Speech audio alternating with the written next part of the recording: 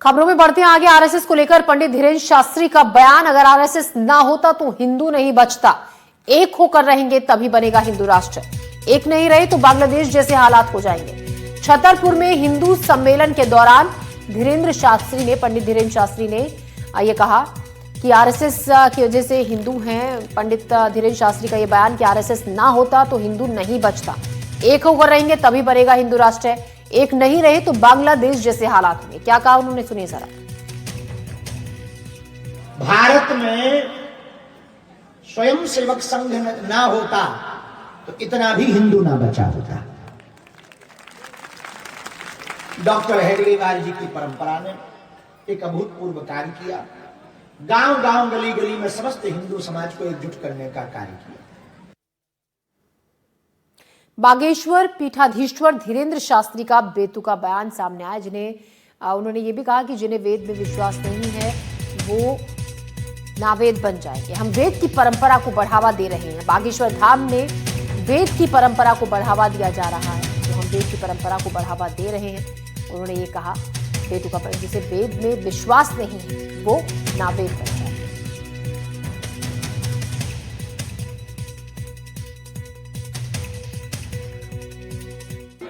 वेद विद्या के प्रचार प्रसार के लिए गुरुकुलम की स्थापना करवाई जाएगी। भोजन एक दिन तक टिकता, पानी 1 घंटे तक टिकता, लेकिन विद्या जीवन भर टिकती है। और भविष्य में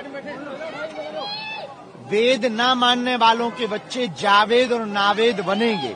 इसलिए हम वेद परंपरा को आगे बढ़ाने के लिए बागेश्वर धाम पर गुरुकुलम खोले।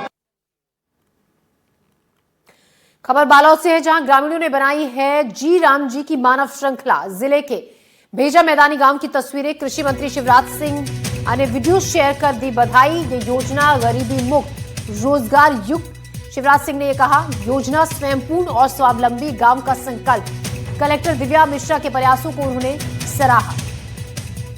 तो बालोद से ग्रामीणों ने बनाई जी राम जी की मानव श्रृंखला। जिले के भेजा मैदानी गांव की ये तस्वीरें हैं। कृषि मंत्री शिवराज सिंह चौहान ने इस वीडियो को शेयर किया और बधाई दी, और ये भी कहा कि ये योजना गरीबी मुक्त रोजगार युक्त है। योजना स्वयंपूर्ण और स्वावलंबी है, गांव का संकल्प। कलेक्टर दिव्या मिश्रा के प्रयासों को भी उन्होंने सराहा।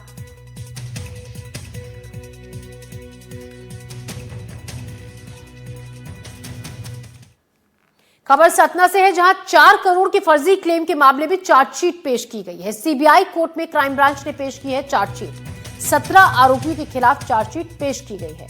जमानती वारंट जारी कर सभी को तलब किया गया। 19 जनवरी को पेश होने का आदेश दिया गया है। फर्जी इंश्योरेंस क्लेम कर कंपनी ने लिए थे पैसे। करीब 1.5 साल की जांच के बाद चार्जशीट दाखिल की गई है।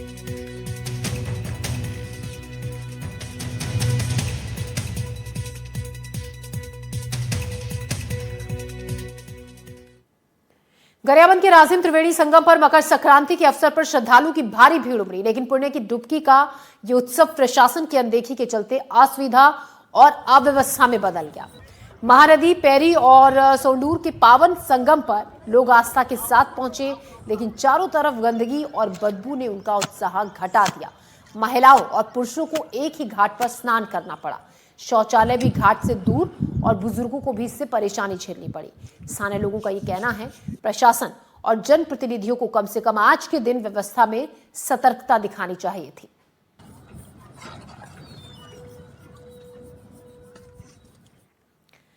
खबर कोरबा से है, जहां धान खरीदी केंद्र में हाथी का आतंक। हाथी के आने से केंद्र में डर का माहौल है। खरीदी केंद्र में हाथी को खदेड़ने की कोशिश जारी है।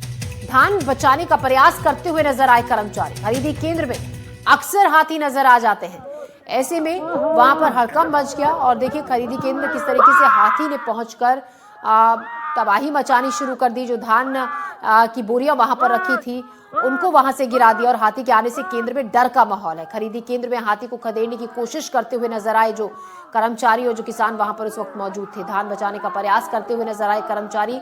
खरीदी केंद्र में अक्सर नजर आ जाते हैं हाथी। अरे रुकना दीनदयाल।